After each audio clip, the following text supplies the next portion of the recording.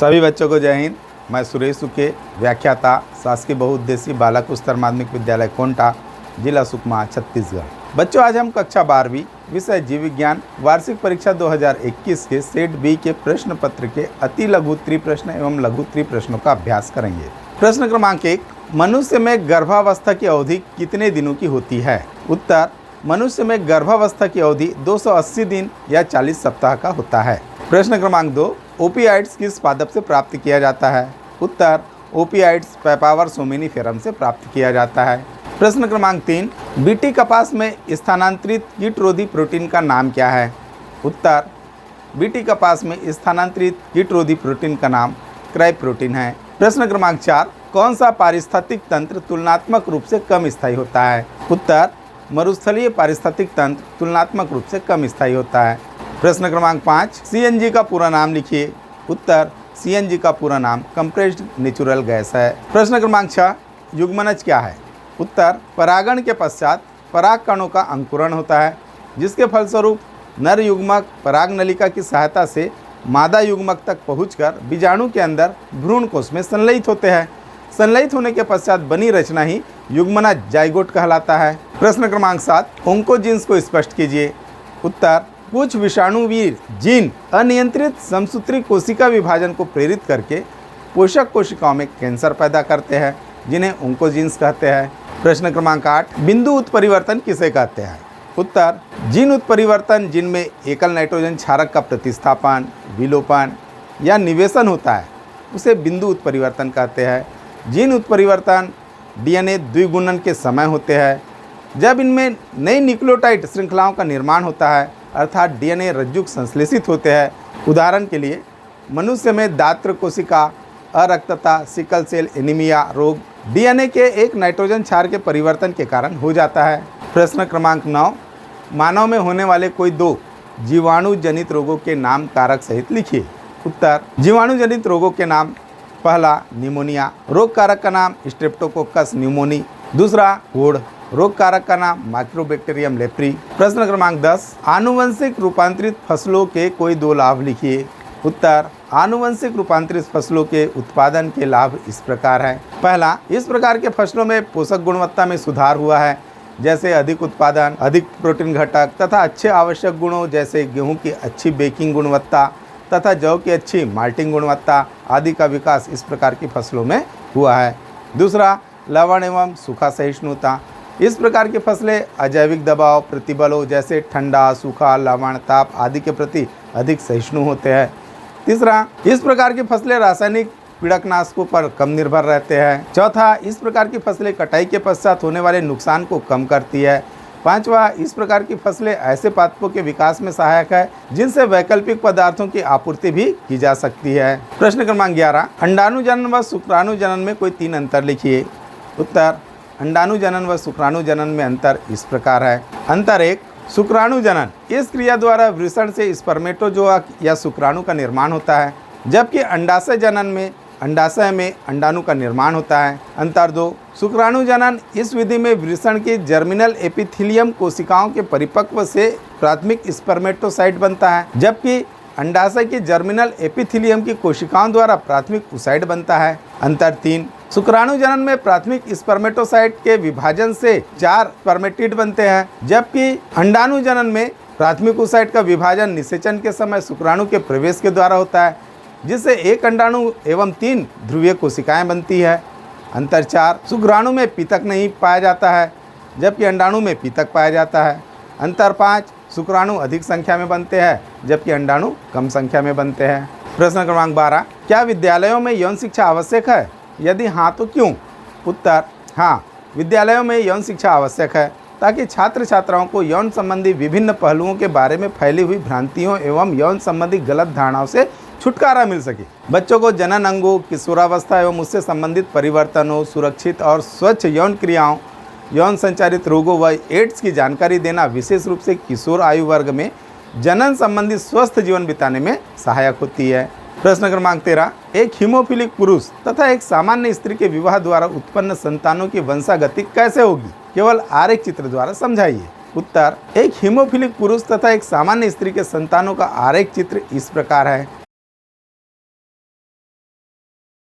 प्रश्न क्रमांक 14, test cross को उचित उदाहरण से समझाइए। उत्तर, परीक्षण संकरण या टेस्ट क्रॉस जब F1 पीढ़ी या किसी अज्ञात आनुवंशिक व्यक्तिगत का संकरण अप्रभावित जनक के साथ कराया जाता है तब इस संकरण को परीक्षण संकरण कहते हैं। इस संकरण का उपयोग यह देखने के लिए किया जाता है कि अज्ञात आनुवंशिक व्यक्तिगत समयुग्मजी है या विषम युग्मजी। यदि अज्ञात जीनोटाइप वाले लंबे पौधे विषम युग्मजी हो तो इस संकरण से 50% लंबी संकर 50% बौनी संतानें उत्पन्न होगी। टेस्ट क्रॉस का रेखा चित्र इस प्रकार है।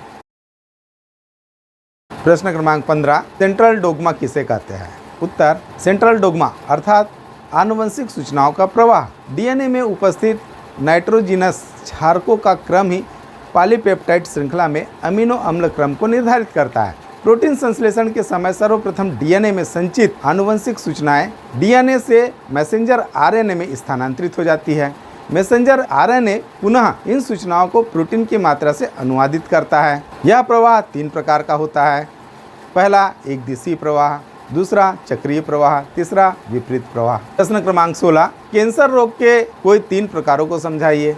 उत्तर, जब कोशिका विभाजन एवं कोशिका वृद्धि असामान्य हो जाती है तो इसके कारण ट्यूमर का निर्माण होता है जिसे कैंसर कहते हैं। अतः कैंसर एक प्रकार की असंगठित ऊतक वृद्धि की बीमारी है जो कोशिकाओं में अनियंत्रित विभाजन तथा विकास के कारण होती है। जिन कोशिकाओं की अनियंत्रित वृद्धि के कारण कैंसर होता है उसे नियोप्लास्टिक कोशिकाएं कहते हैं। कैंसर के प्रकार, पहला सार्कोमास, दूसरा कार्सिनोमास। यह कैंसर एपिथेलियम कोशिकाओं में होता है। स्तन ग्रंथि, फेफड़ा, आमाशय एवं अग्नाशय कैंसर। 85% कैंसर इसी प्रकार का होता है। तीसरा लिम्फोमास, यह लसिका ऊतकों में पाया जाने वाला कैंसर है। इस प्रकार के कैंसर में लसिका गांठें तथा प्लीहा अधिक मात्रा में लिम्फोसाइट बनाती है। चौथा ल्यूकेमियास, यह रुधिर कोशिकाओं में पाया जाता है, इसे रुधिर कैंसर भी कहते हैं। पांचवा मेलेनोमास, ये वर्णक कोशिकाओं में कैंसर है। छठवां ग्लियोमास, ये तंत्रिका कोशिका का कैंसर है। सातवां टेरिटोमास, यह कोशिका विभाजन एवं भ्रूणी विकास से संबंधित है। प्रश्न क्रमांक 17, जैव उर्वरक किस प्रकार से मृदा की उर्वरता को बढ़ाते हैं? उत्तर, जैव उर्वरक एक प्रकार के जीव है जो मृदा की पोषक गुणवत्ता को बढ़ाते हैं। जैव उर्वरकों का मुख्य स्रोत कवक, जीवाणु तथा साइनोबैक्टीरिया होते हैं। यह जीवाणु वायुमंडलीय नाइट्रोजन को स्थिरीकृत कर कार्बनिक रूप में परिवर्तित कर देते हैं। दूसरे जीवाणु एजोस्पेरिलम तथा एजोबैक्टर भी वायुमंडलीय नाइट्रोजन को स्थिर कर सकते हैं। धान के खेत में साइनोबैक्टीरिया महत्वपूर्ण जैव उर्वरक की भूमिका निभाते हैं।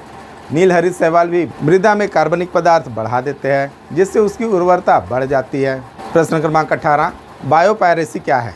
उत्तर, आज विश्व में बहुत से ऐसे संगठन एवं बहुराष्ट्रीय कंपनियां आ गई है जो किसी देश विशेष में पाए जाने वाले जैविक संसाधनों का बिना किसी अधिकार के दोहन कर रही है। इसे बायोपायरेसी कहते हैं। ये जैव संसाधनों का अनाधिकृत उपयोग है। इसके अंतर्गत बिना किसी सूचना के जैविक संसाधनों का संग्रह करने के बाद उपयोगी उत्पादों को व्यावसायिक स्तर पर तैयार करने में किया जाता है। इसके अंतर्गत पौधे, जंतु, सूक्ष्मजीव तथा आनुवंशिक पदार्थ आते हैं। बहुराष्ट्रीय कंपनियां इसका अधिकाधिक लाभ ले रही है और स्थानीय समुदाय को इस लाभ से वंचित कर रहे हैं। इन पर नियंत्रण रखना आवश्यक हो गया है। प्रश्न क्रमांक 19, पवित्र उपवन क्या है? इसकी जैव विविधता के संरक्षण में क्या भूमिका है? लिखिए। उत्तर, पवित्र उपवन भारत में सांस्कृतिक व धार्मिक परंपरा का इतिहास जो प्रकृति की रक्षा करने पर जोर देता है। बहुत सी संस्कृतियों में वनों के लिए अलग भूभाग छोड़े जाते हैं और उनमें सभी पौधों तथा वन्य जीवों की पूजा की जाती है। पवित्र उपवन पूजा स्थलों के चारों ओर पाया जाने वाला वन खंड है। ये जातीय समुदायों, राज्य या केंद्र सरकार द्वारा स्थापित किए जाते हैं। ये उपवन भारत के कई राज्यों मेघालय, महाराष्ट्र, कर्नाटक, केरल आदि में हैं। जातीय समुदाय द्वारा निर्मित मंदिर के आसपास देवदार के वृक्ष लगाए जाते हैं जैसे कुमाऊं क्षेत्र। इस प्रकार राजस्थान में विष्णुई समुदाय के लोगों ने प्रोस्पिस व ब्लैक बक को धार्मिक रूप से बचाया है। पवित्र उपवन में किसी भी पौधे को तोड़ने की अनुमति नहीं होती है, अतः इनमें सभी स्थानिक प्रजातियां भली प्रकार से वृद्धि करती है और संरक्षित रहती है। प्रश्न क्रमांक 20, अजैव निम्नीकरणीय प्रदूषक व जैव निम्नीकरणीय प्रदूषक में अंतर लिखिए। उत्तर, अजैव निम्नीकरणीय प्रदूषक व जैव निम्नीकरणीय प्रदूषक में अंतर इस प्रकार है। अंतर 1, अजैव निम्नीकरणीय प्रदूषण ये वे अपशिष्ट पदार्थ है जिन्हें हानि रहित पदार्थों में नहीं तोड़ा जा सकता, जैसे डीडीटी, प्लास्टिक आदि। जबकि जैव निम्नीकरणीय प्रदूषक ये वे अपशिष्ट पदार्थ है जिन्हें हानि रहित पदार्थों में तोड़ा जा सकता है, जैसे गोबर। अंतर 2, अजैव निम्नीकरणीय प्रदूषक ये पदार्थ जीवाणुओं द्वारा अपघटित नहीं होते हैं, जबकि जैव निम्नीकरणीय प्रदूषक ये पदार्थ जीवाणुओं, बैक्टीरिया के द्वारा अपघटित हो जाते हैं। अंतर 3, अजैव निम्नीकरणीय प्रदूषक ये पर्यावरण को प्रदूषित करते हैं, जबकि जैव निम्नीकरणीय प्रदूषक ये पारिस्थितिक तंत्र से पर्यावरण का संतुलन बनाए रखते हैं। प्रश्न क्रमांक 21, वन्य प्राणियों के संरक्षण की आवश्यकता क्यों है? कोई 3 प्रमुख कारण लिखिए। उत्तर, वन्य प्राणियों के संरक्षण की आवश्यकता। वन्य प्राणी हमारे लिए अत्यंत महत्वपूर्ण होते हैं, जिसके कारण इनका संरक्षण आवश्यक है।